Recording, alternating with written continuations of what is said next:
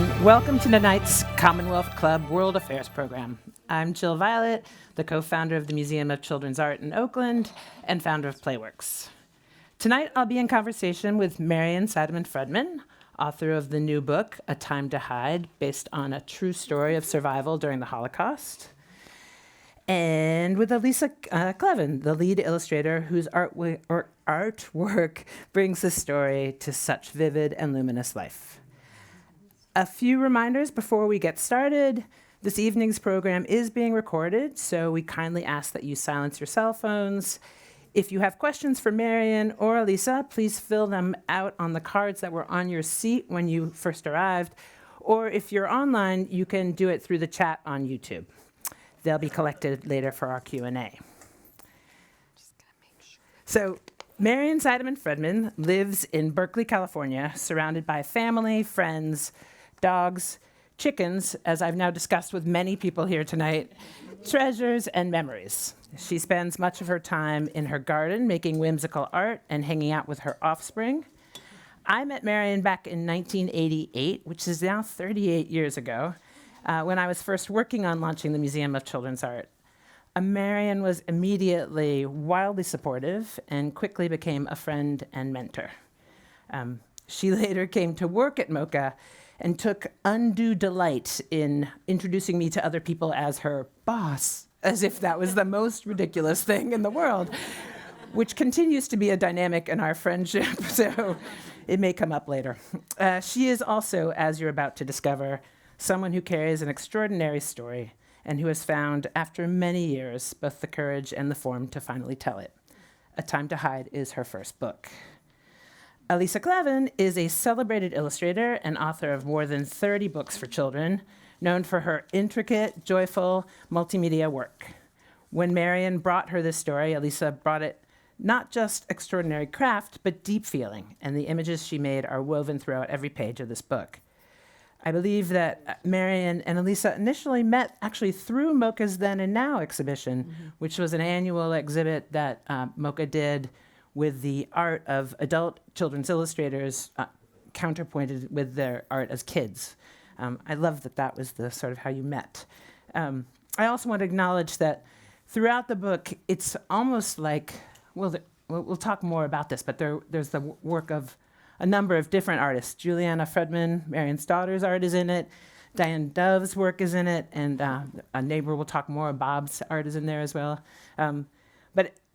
The book is an extraordinary, it's sort of like a scrapbook collage. It's a truly beautiful piece of work. And so with that, I want to start by talking a little bit about the process of making it, and then we'll get to the story. Okay. So you started writing the story more than 20 years ago. Right. What made now the moment to finally finish it? Well, years ago when I started, my daughter Juliana was all excited and she painted some wonderful pictures, which you guys will see. And I had written a story, and we were going to do this book. But life got in the way. She got into grad school or had children. I was busy. Anyway, we tabled it. We just didn't do it. Then about 3 years ago, I woke up one day and I said, "You're almost 80. It's now or never, girlfriend. You better do this book." And I decided to reopen this whole chapter of my life. And I found somebody, an encouraging publisher, who said, "Yeah, you got a book here. You've got a book. We can do this." And that's sort of all I needed. And we were off and running. Yeah. So when I was talking with my mom about doing this, and I was describing the book, my mom's first reaction was, "Really, a children's book about the Holocaust?" And I didn't say this at the time, but the more I've thought about it, the children's book label feels like not quite, it's more of an intergenerational book. And I think, and knowing you as I do, and your life is so visually oriented, can you talk a little bit about why a picture book? Why not a memoir or an essay? Well, because I'm more of a visual collage-y kind of person than I am a writer of lots and lots of words. That just isn't my medium. Let's see. how did it come? And they, in the publishing industry, they have certain set categories. So memoir, not exactly. I was a baby. I'm not remembering. I'm not remembering anything. So it didn't fit into any other category. So they said, okay, readers 12 to 15 or whatever their category was where they thought it could fit. I said, all right, whatever. Yeah. You know, there was Whatever. knowing nothing Yes. about the business, frankly. Yeah. I kind of went with what the publisher told me to do. So working with Elisa and your daughter, with Juliana, with Diane, what was it like to have your parents' story made visual by other humans?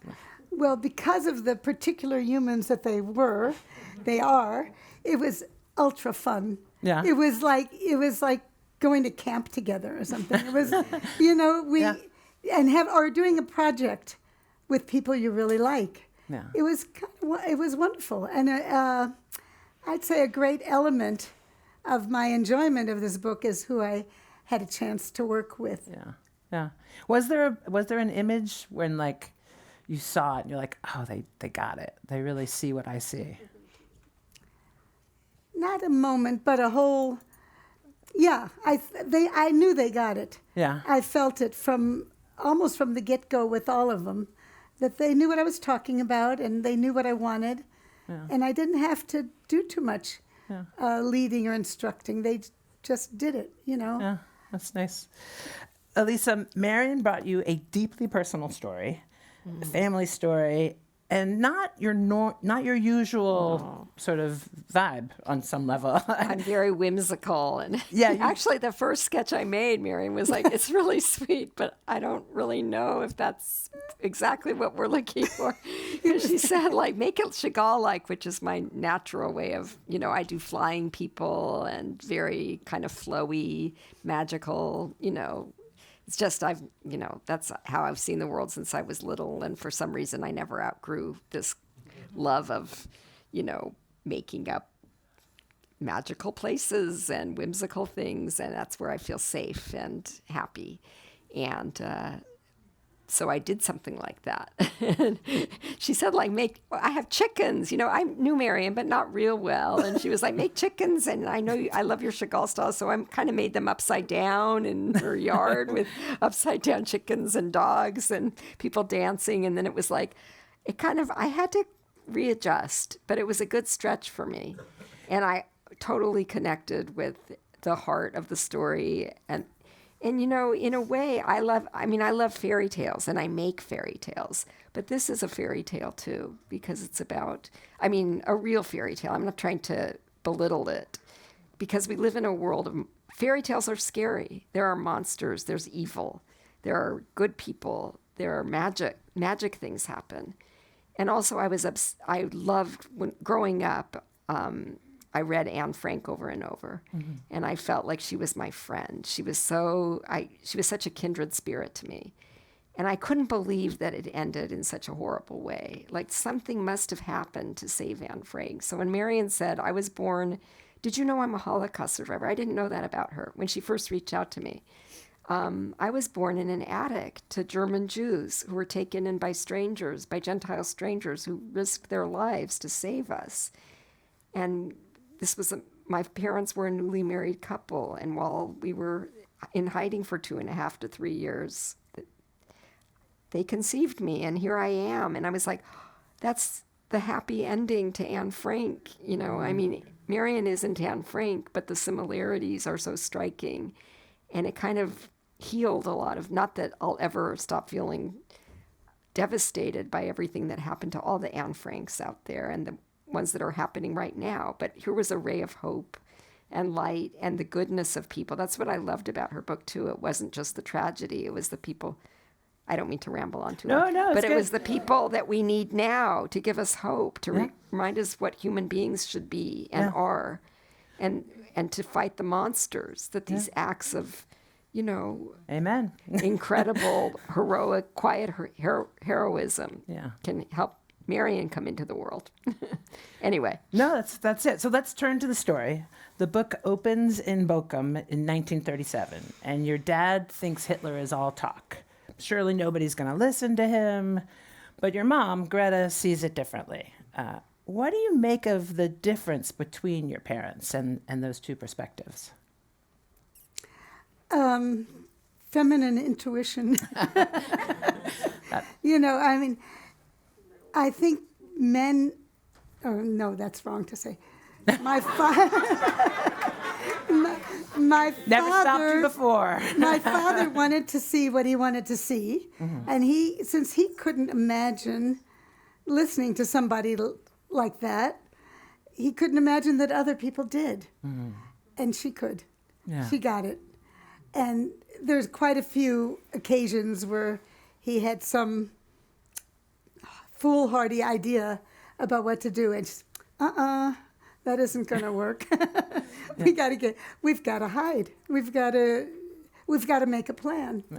So that is what happened. I think the sensibilities were different. Yeah. There's a scene when Greta goes back to Germany to try and convince her mother and aunt to come with them to Holland. And your mom says, tyrants don't live forever. My Your grandmother said, says, right, yeah. her mother says, tyrants don't live forever. Greta ends up going back to Holland alone, and she never sees them again. No.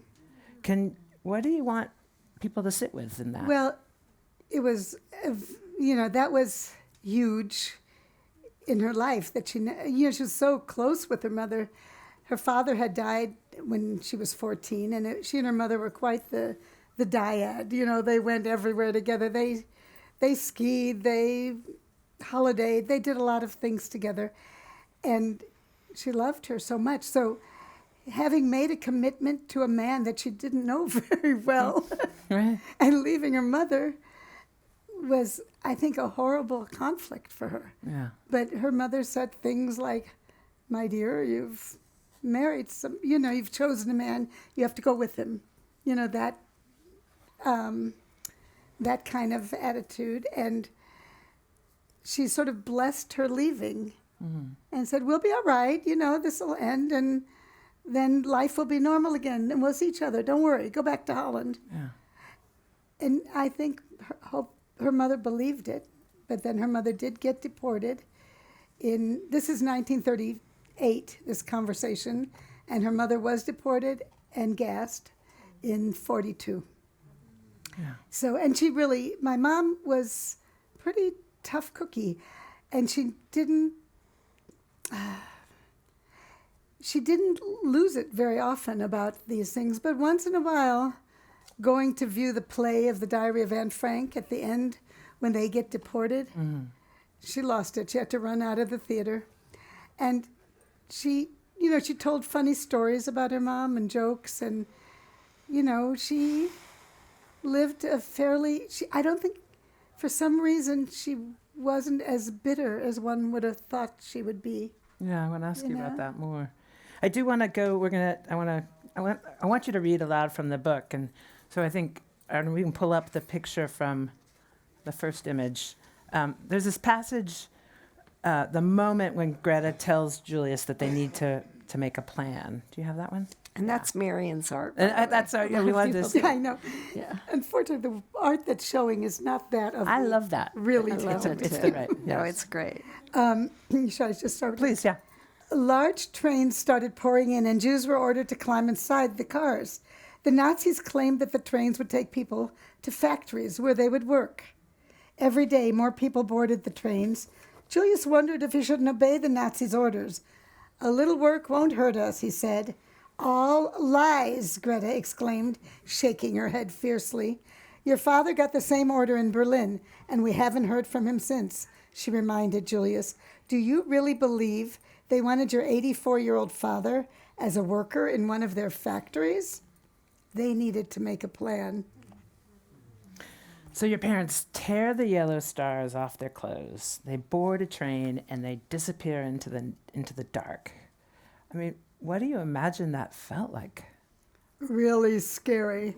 They had no idea of where they were going and who was going to meet them there, or they didn't know anything. And should I read this part? Go for it. One cold winter night, Greta and Julius quietly left their cozy home. This is a cozy home in Holland. They tore the yellow stars off their clothing, dropped them into the garbage, and boarded a train and disappeared into the darkness. That's just such a striking image. And with the visuals, too, I think there's a way in, like, they're just these real people. They are your parents, you know, and I think that you do such a good job of telling that. Can we go to the image about the cover? Is that where we are? I can't. Yeah. What- I think we got the cover image there. Is that your image? Yeah, That's the not one the that- whole cover, though. But it's but part of part it? of it. Yeah. You could just hold it up, Marion, so they can see the whole cover. Or you should buy the book, which is outside. No, I the cover. make No, that the a lot of cover. people have. Marion, Leave them the alone. cover. Don't leave them. The cover is a little different. Oh, You it's see a the little whole different? Yeah.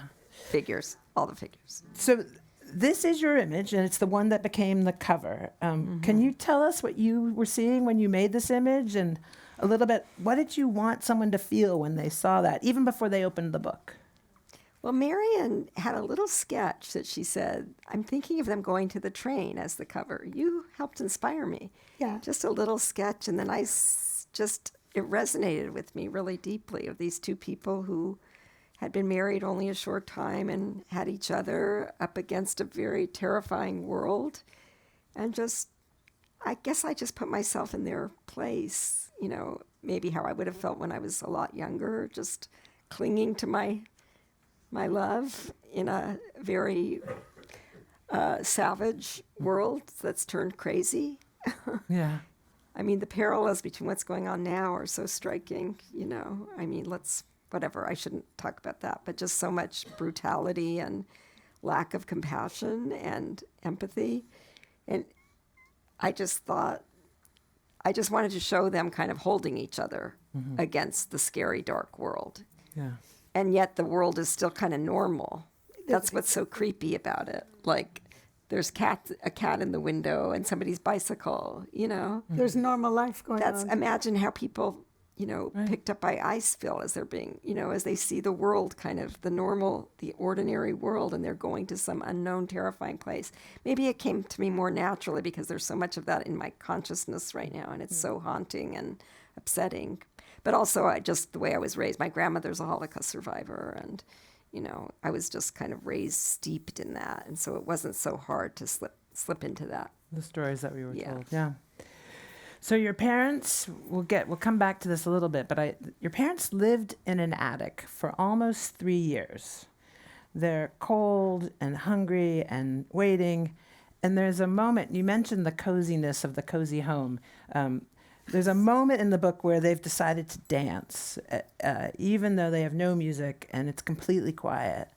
I'm curious about what that moment meant to you and why you chose to put that in. Well, I chose it because obviously, if you're going to be with somebody for 2.5 years, like that, intimacy was very important. I mean, their love for each other and being able to find some moments of happiness and, you know, just be people on the planet without being terribly aware of the dangers outside or paying attention to them. So that was all part of a sort of a routine they got into for keeping busy.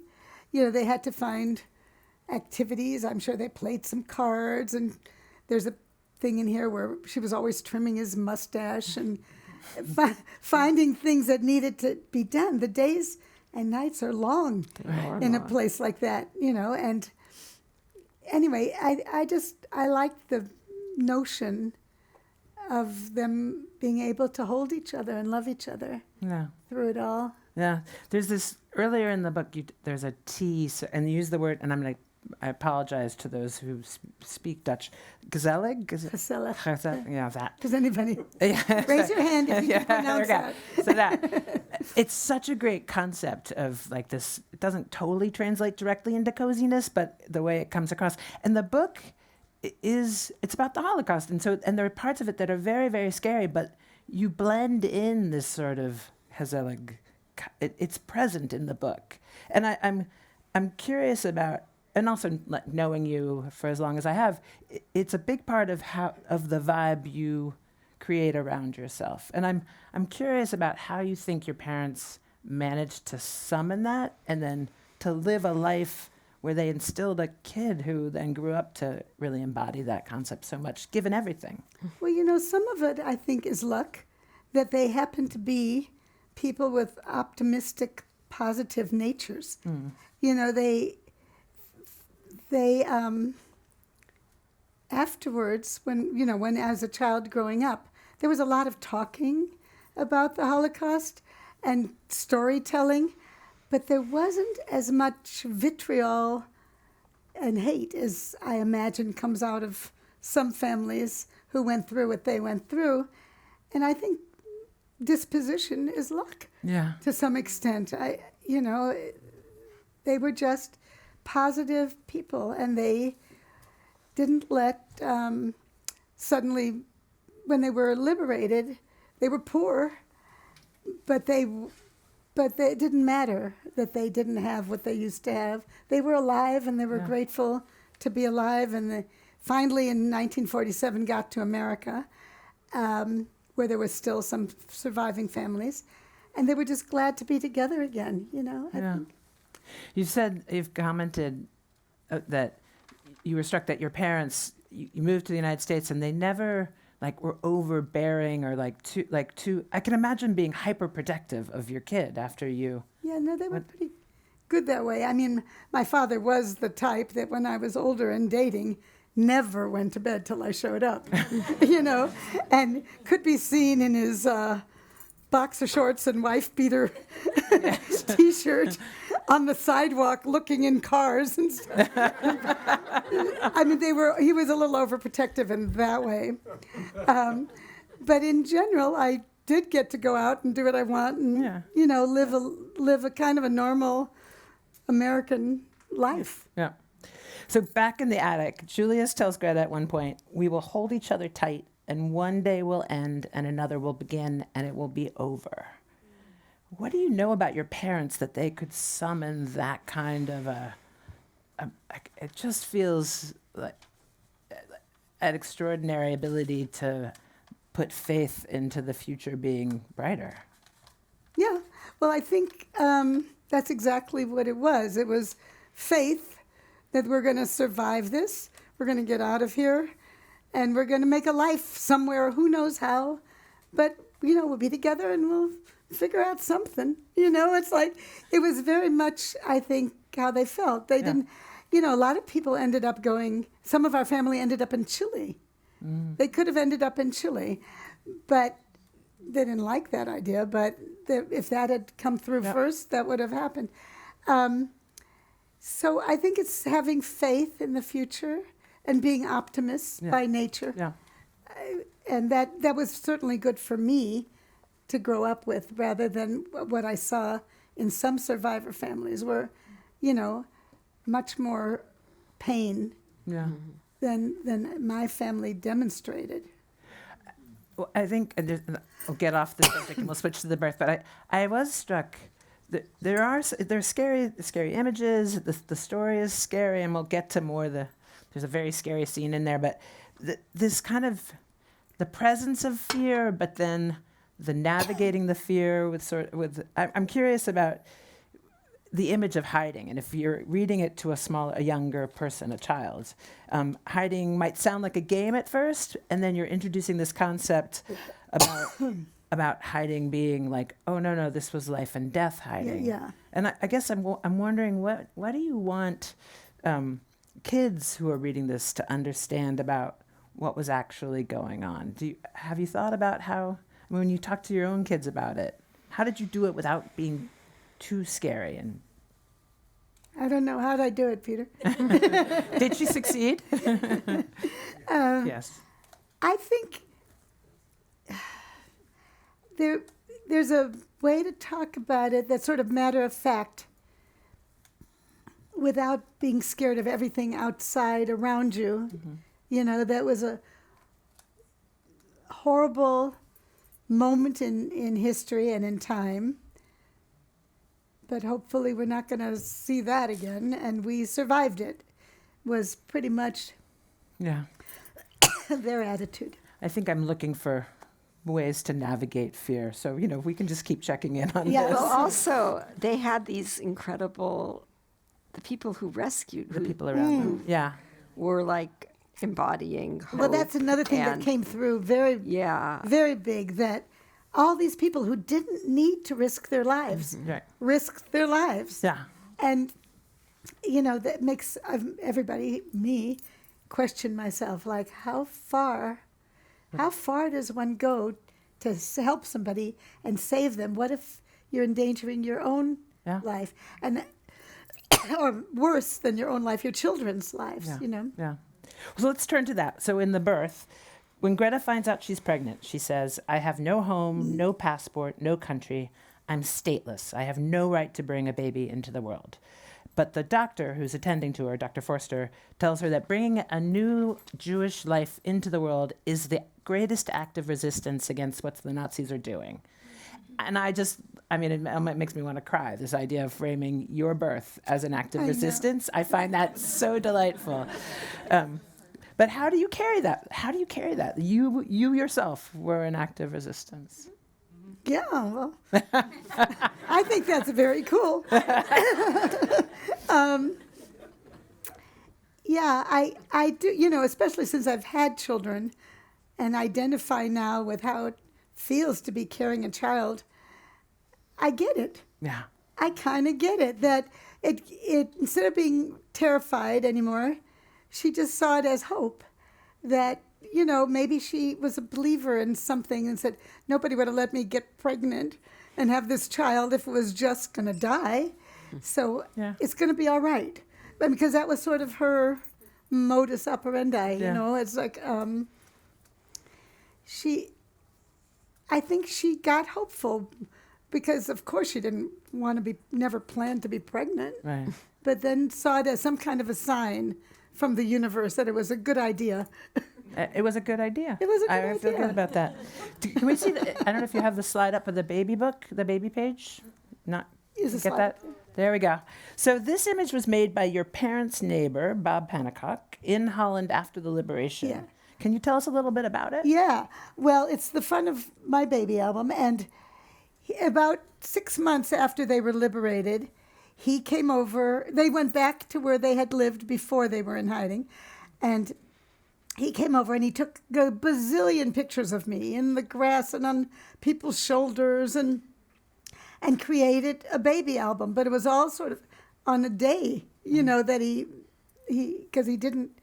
And then there were some more after on the next days. But that illustration is from the story I guess my mother told him about. Well, she must have told him. Well, he knew that Holland was burning, and it's all symbolic of, the bombs were dropping, and then the rainbow comes, and the Americans and Canadians at the end. So it was sort of what do you call it? A graphic. Yeah. Like a graphic novel pictograph. Yeah. of that period of time.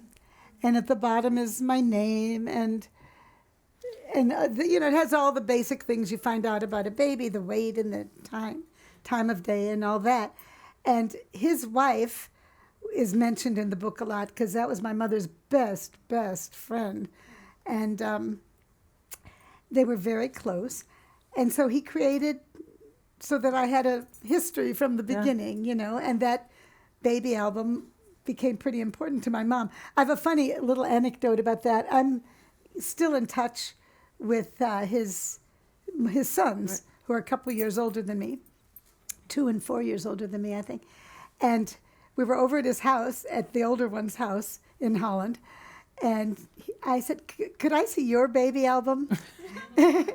And it did the same baby. Yeah. I guess that was his stock illustrated baby.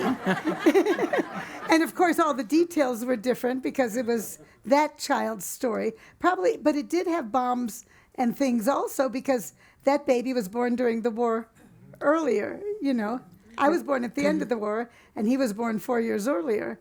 So, he did get the war illustrated in his baby album. But it was just funny that the baby remained the same. It's funny I timing. wonder though if there was one thing in this picture that I always loved, and it's very hard to see, but if you look closely to the right of the baby in the middle in the bassinet, there's a guardian angel. Oh, right. Oh, right. Yeah. That's right, You because can there hardly was... see it. And I don't know if he put a guardian angel in his own babies. No, I don't think there was... I don't know. Marion I don't needed an remember. extra guardian angel. Yeah. And had them human angels. Because I Yeah. guess among the things my mother told him about was something that you'll see in the book. The house was raided. Yeah. I was born on March 10th, and the house was raided by the Nazis on March 26th. Yeah. They were going door to door. They were kind of crazy and desperate, and losing, and so they were running door to door to see if they could find, I don't know, men that hadn't gone to the army, Jews, whatever.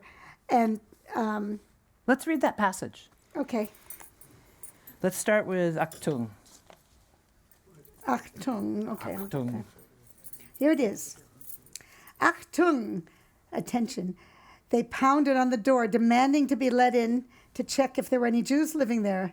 Truss and Teeny pretended they couldn't hear the door, while Julius hurried to open the secret storage space behind the attic wall. Downstairs, Greta looked at the baby in her arms.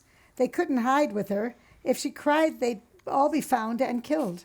There was no time. Greta gently placed the baby in the bassinet and gave her a kiss. Then she went upstairs into the little space in the attic and stood next to Julius. Truss and Teeny stalled for as long as they could. Finally, they opened the front door, and the Nazis stormed in. This is one of the illustrations. I think they're showing it on the Are they side. showing Yeah. it? It was pitch black inside the wall. Julius and Greta could hear the Nazis searching the house below. Even though they were several floors up, every sound seemed magnified. They thought they had a good hiding place. Greta and Julius hoped it would be enough that they would be safe. Then they heard a dog bark. They froze. If the Nazis had a dog with them, that was a very bad thing. The Nazis might not be able to see Julius and Greta hiding in the wall, but a dog could certainly smell them. The dog and soldiers were getting closer. Greta and Julius tried to quiet the pounding of their hearts. They tried not to breathe. One of the Nazi officers stared at the newborn in the bassinet. The baby's skin had an olive tone, much darker than most Dutch babies. "Whose baby is this?" the Dutch soldier demanded. Teeny's eyes opened wide, but Truss didn't miss a beat. "Mine," she said, blushing. Her father is an Italian soldier. The soldier looked at her. He looked at the baby. Slowly he nodded, then moved to search the rest of the house.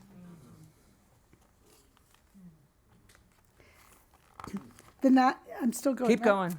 The Nazis looked under the beds and in the cupboards. They checked every corner of every room with their dog. The dog was specially trained to find people in hiding. Greta and Julius knew that the moment someone entered the tiny... Did I skip it? No, you're still. You're I'm good. all right. Entered the... Blah, blah, blah, blah, blah. They could hear the soldier searching. They could hear the dog.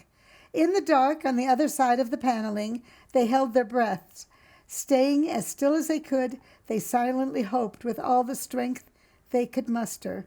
They hoped their daughter would be safe. They hoped Teeny and Truss would be safe, Suzette and the doctor too, and they hoped for themselves. The dog headed straight for where Julius and Greta were hiding.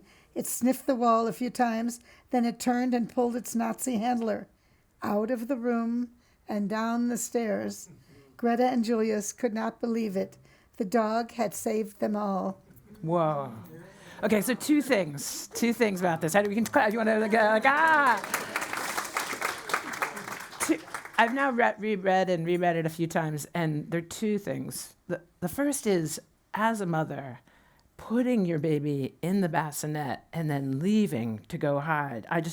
There's something about that I found that to be completely overwhelming. I just couldn't even imagine how she could possibly do that. Like every instinct would be like to hold her so tight. Yeah, You know? but She that would have been a... totally fatal mistake. Yeah. Yeah. And then the second thing is the dog. What do you think about that dog? What do you? Yeah, who was it? Was it you and me? somebody had a conversation about the dog. My dad, the rumor has it, or full family legend, that after they were liberated, just a short time after, and my dad went running around to every police station trying to find the dog. He wanted to have that dog, or at least buy it a steak. He said. But then somebody I was talking to, it was interesting, said maybe the handler was some young Nazi soldier that had suddenly decided he didn't want anything to do with this anymore. Yeah. And maybe that's where the miracle was. But Yeah. of course, none of us will ever know that. And that's a possibility that Yeah. he said, okay, never mind, there's nobody here, let's go. And got everybody else out of that attic. But anyway, it's just a theory. It's a it's mystery. that part is just so moving and intense. When you and I were talking about this, one of the big themes that you impressed upon me that you really wanted to share with the audience tonight was sort of this idea of ordinary people making extraordinary choices. And and there are a number of people in the book that sort of shine in that way. Tinny and Truss, the sisters who took you in, their priest came to them and asked them to take in a couple. They could have said no. It was dangerous. It could have cost them everything. I'm curious, how do you think about that choice they made, and what do you want the audience to know about what it takes to say yes in a moment like that? Yeah.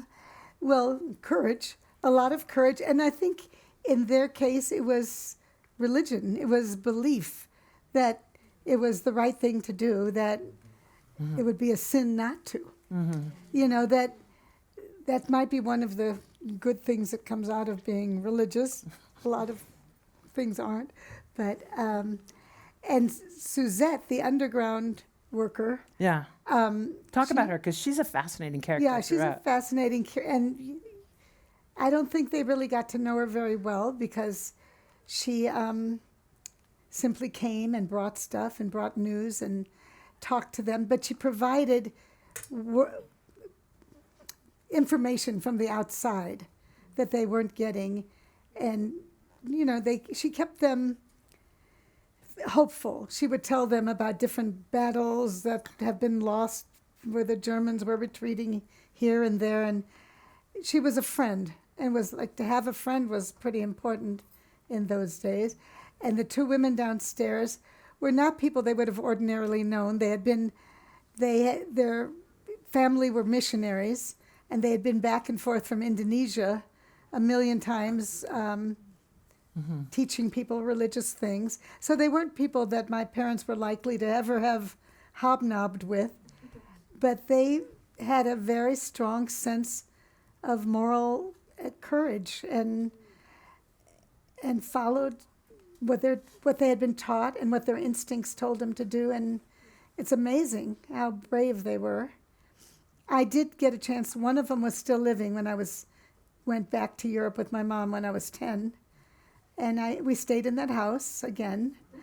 And she was wonderful, but quiet. You know, you'd never dream that this was a strong heroine in any story, you know. And then there's the picture when you were a young woman with Where? her.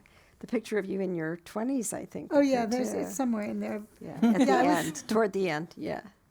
There, I do appreciate that in the cast of characters, there's like Tinny and Truss who kind of feel like they are just regular humans who fall into it. Kind of they get asked and they're like, okay. And there's the doctor who shows up when the doctor is needed, also risking a great deal. And then there's Suzette, who is the activist. Like she is the, you know, the underground. The underground. She's Yeah. the Dutch, you know, she's a representative of the Dutch underground. And, Right. and that is it is her whole life. And she tells them to, if anything happens, pretend I don't exist. That whole thing about being really choosing to live a life that involved being invisible in some ways. Right. Yeah, Yeah. it's very moving. Well, yeah, there were, and all these people, if you had met them at any other time in their lives, Right. probably wouldn't have stood out as extraordinary human beings, and yet they were. So, Yeah. I don't know if you remember this, but I think I was in my early 30s, and I was going through something, and you said to me, we are many different people in our lives. And that anybody who's known me or my children would be like, oh my God, Mom, don't say that again.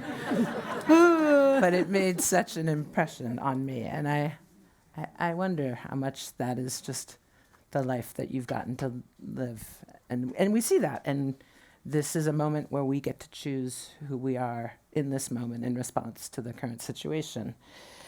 The title, A Time to Hide, lands differently in this moment. Elisa's alluded to it. But there are people in our Right country, now. right, who are navigating hiding and being visible or not visible. How do you think about the relevance of your family's story to this moment? I think there are some frightening parallels going on. That, there's this famous Anne Frank quote, and I can't quote it directly, but where she wrote in her diary, there are people being yanked out of their houses, children come home and To find their don't parents. have find their parents disappeared, gone. And it's a very horrible time. Do you remember Yeah, that? yeah. Yeah. I don't know where I was going with that. Well, yeah, it's happening now. Happening. Yeah, and it is. It's very frightening. I mean,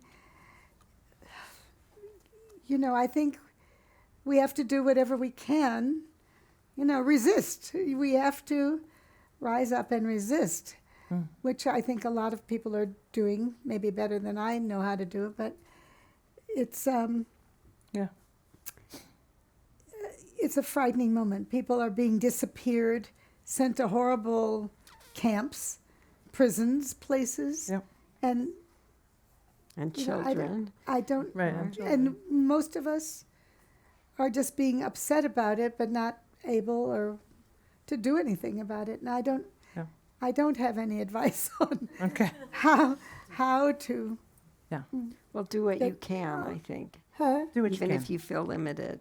We do talked about this do about- what you can. Yeah. Right. We talked about you have friends in Minneapolis and that sentiment about do what you can, do it as long as you can, rest, take care of yourself, rinse and And then repeat. do it some more. Do it some more. Yeah, Yeah. I think that's right.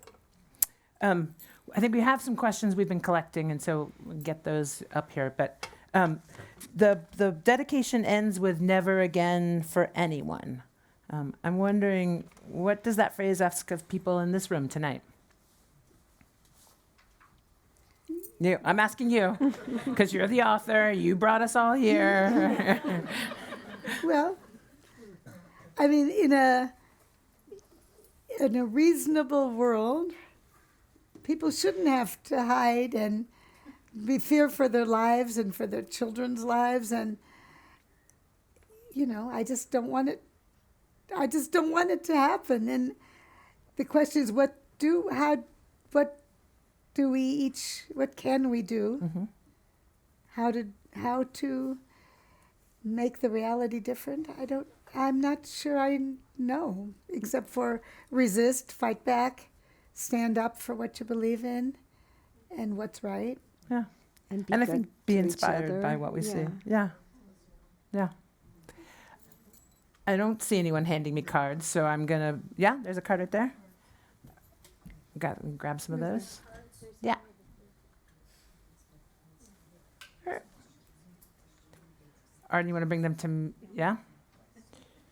We've reached that part of the evening. I think Dan has a few too. Okay, you good? You want to start with this one?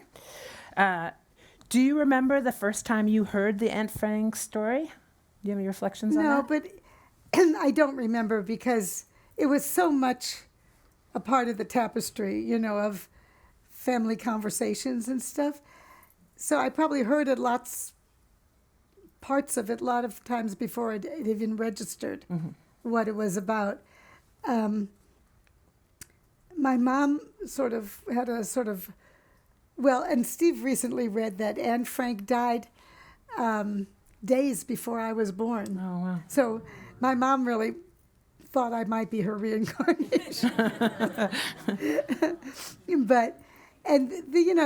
There was a newspaper that the German Jews all read, and part of it was to find each other. It was all over the world. And there was a lot of Anne Frank stuff about Thanks. the family and all that. Yeah. So Can I think it was just always around the story. I Yeah. don't know the first time. And they spoke German when you were growing up? Was that I your first grew language? up totally. Yeah. German was my first language for sure. And was it just they were just always telling stories? Was it just part of the water you swam Yeah, in? that was part of it. My family ended up across the street from my father's sister and her children and grandchildren. We lived in one apartment. They lived across the street. And my Aunt Hannah had this sun porch. And every day after work, my father would stop and talk to his sister. And we, the younger people, would wander in and out. And like my cousin, who was my aunt's daughter, lived upstairs in another apartment with her children. And every time they would pass this newspaper around with Neuigkeiten, whatever was of interest, they'd pass that and the dime store glasses. And well, why was I telling you all that? Huh? Well, and stories were told, all the time. Old ones, not much new ones. Nobody was doing anything interesting, It's like, and my cousin Zenta, who was 23 years older than me, she said, "Oh my God, they're back in Biala. Let's get the hell out of here. Let's go to the mall." It's like That's funny. because the people that age, she had lived through it. She was a teenager. Right. And she didn't want to hear the stories. And I didn't know if I wanted to hear them or not. I wasn't really given the option, Yeah. I was there for a lot of them. It is the way the book is constructed, the visuals and the sort of scrapbook-like quality. It does feel like sharing stories across generations. There's something about it that really works in that way. How old were your parents when you were born, or when? My father was 54, and my mother was 34, maybe 35 already. It's a family thing. Yeah, it's a family Thank you, thing. Mary. Yeah. He was the older gentleman that took a liking to her. You mentioned that you went back when you were 10, and I know you've made lots of subsequent trips with kids and even with grandkids, I think. Did you go? Yeah. Do you recall, what did your mom say when you visited the attic that first time? Oh, there wasn't much talk about about the war, about fear. They was just like friends getting back together. This is my son Peter. This is Teeny High Months. We used to live in this house, and we'd go look at the attic, which over many of our visits had transformed. Wasn't still the dark, funny attic, but no, there wasn't much talk about those days. Yeah. It was about today. What's going on today, I think. And then more recently, you were in touch with one of the more recent, I guess you'd been out of touch for a while, and then you got back in touch. And Well, neighbors. neighbors. We've been back in touch though, like for 15 years. Oh, okay. Or so. It's like, Yeah. but there was a moment when, I was in college. Everybody was doing other things, but my mom had a lot to do with why I'm still in touch with so many people. She was an excellent correspondent. Mm-hmm. She never missed Christmas. She never missed a birthday. She kept it alive during those years where it could have fallen apart, when everybody had young kids and was busy and doing their own life. So I do give her a lot of credit for always keeping me in touch with her old neighbors from a zillion years ago. Yeah. So this one says, "Thank you for sharing your incredible and moving story. To this day, people are still fleeing genocide, authoritarian regimes, and are being born in hiding. If they could read your story, what would you want them to take with them in their journey?" I think hope. I think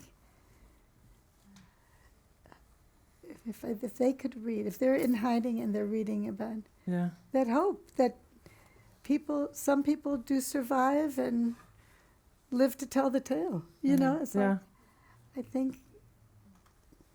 Yeah, I can't think No, of anything else. that's a totally good one to do. You have other questions? You look good. Are we done with those? We got a couple more here. Jane, you got one here? You ready? Thanks. Great. This isn't a question. That's always. Well, that's All right, good. here we I go. won't have to answer it. Here we go. But a relevant visual that just flashed into my mind. Marion is one of my protest buddies, not bunnies. And one of the protests we all participated in together was a street painting in front of the federal building, protesting Oh, children in cages at the Jane. border. Is Jane, yes. Marion has shown up for a bunch of these actions, and she wanted to thank you for that. So thank you for My that. pleasure. It is striking the extent to which, in this moment of resistance, that the visual arts have been so prominent. And what are the sort of what's the phrase around the whimsical, sort of the joyful resistance? There's got tactical frivolity. Whoo, out of nowhere, I didn't Ooh, think that that's was a good accessible. one, Jill. Thank you. Tactical frivolity. Yeah. And I appreciate that you in this book really do weave in joy as well as fear, and how they are sort of they go hand in hand in some ways. Thank you. Thank you. Yeah, I do feel joy, and I do feel gratitude that I can feel joy. Yeah. Do you know what I mean? Yeah. That the thing that gets wiped out of a lot of people Yeah.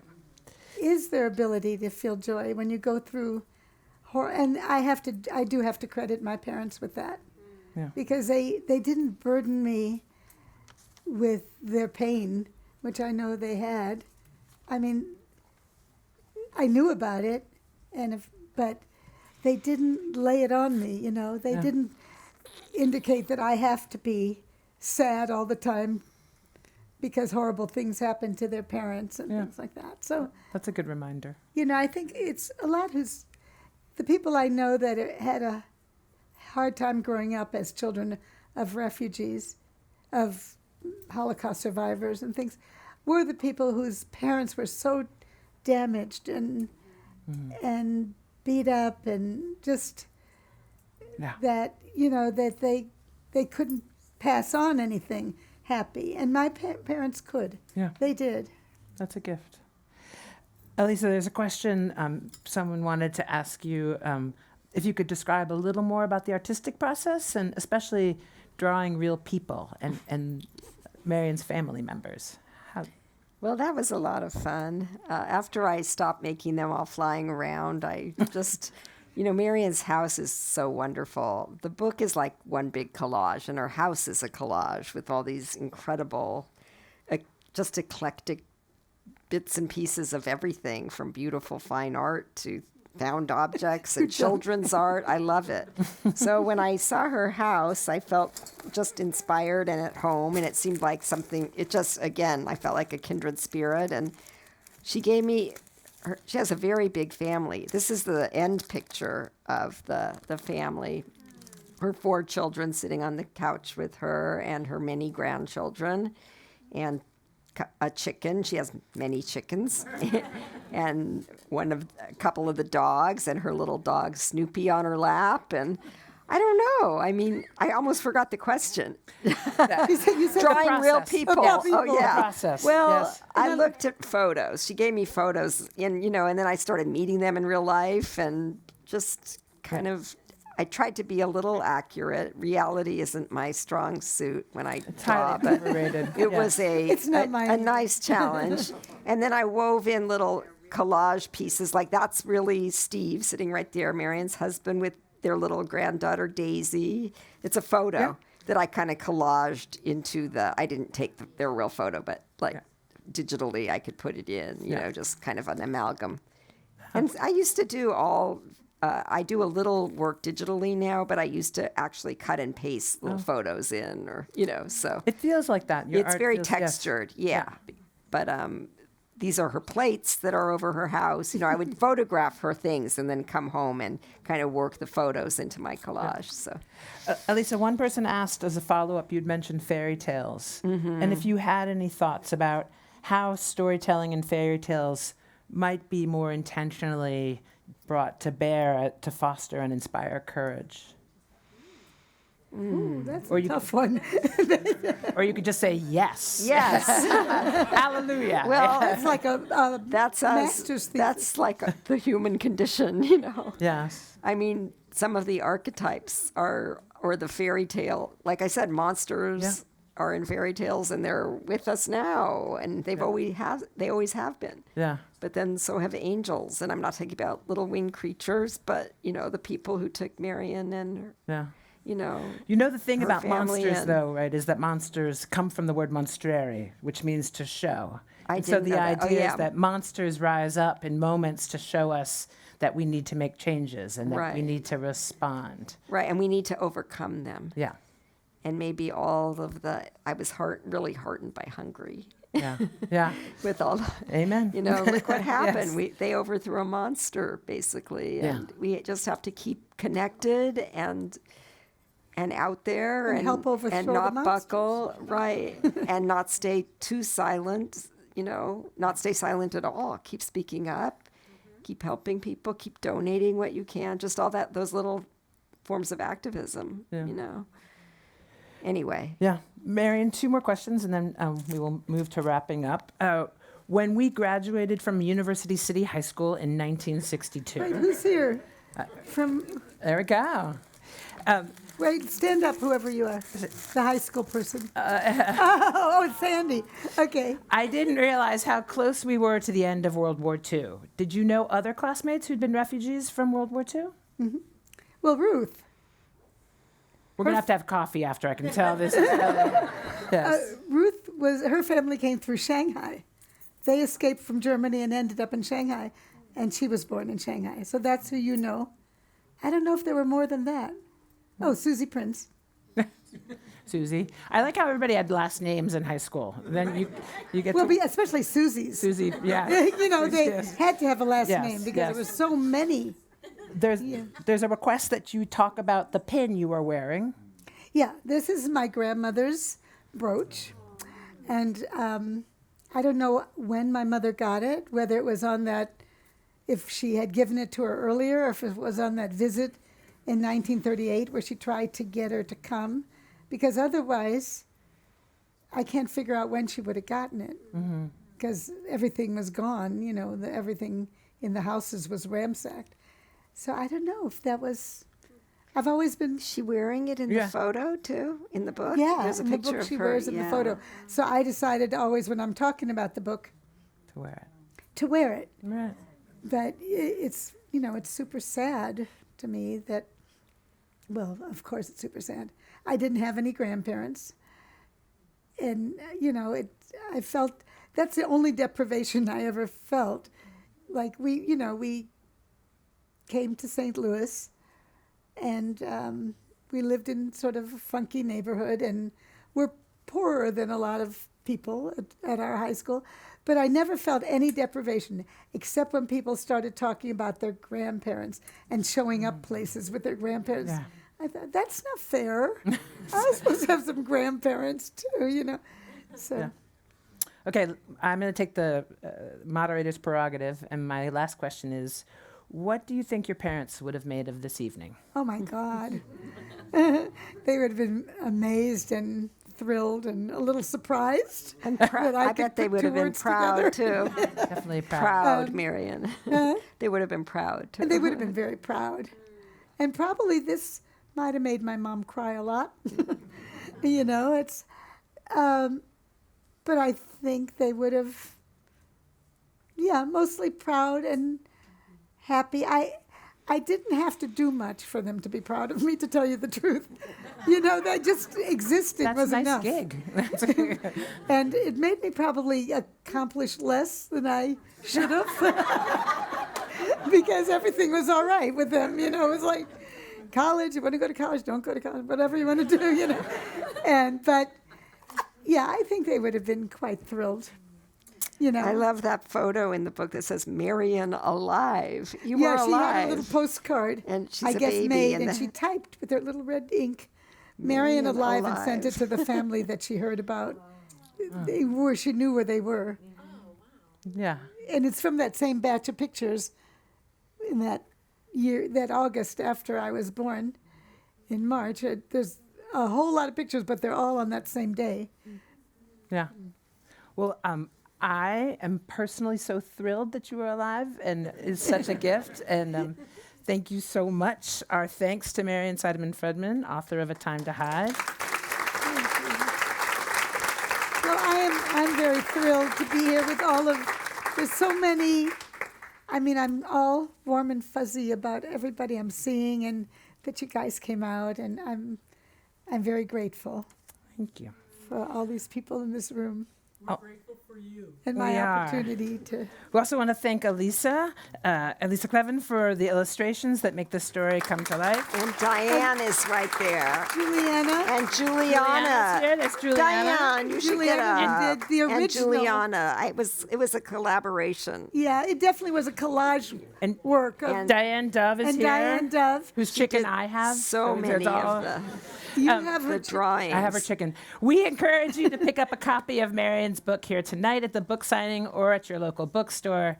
For information about the Commonwealth Club World Affairs membership and upcoming programs, please visit www.commonwealthclub.org. I'm Jill Violet. Thank you and take care.